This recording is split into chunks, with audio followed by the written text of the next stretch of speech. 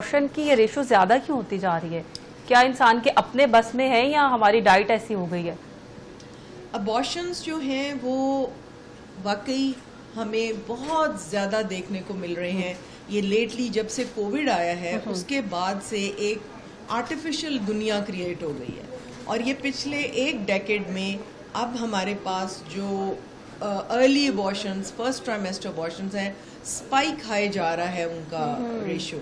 और मेरा ख्याल है कि ये सैनिटाइजर्स का इस्तेमाल, फिर उसके अलावा ये डाइट जो है हमारी, हर चीज़ पैकेट में आ रही है, पैकेट में प्रिजर्वेटिव है।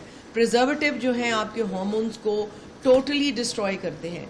ह्यूमन डेवलपमेंट सारी की सारी एक परफेक्ट कॉम्बिनेशन ऑफ हार्मोन्स पे होती है और न्यूरोट्रांसमीटर्स पे होती है।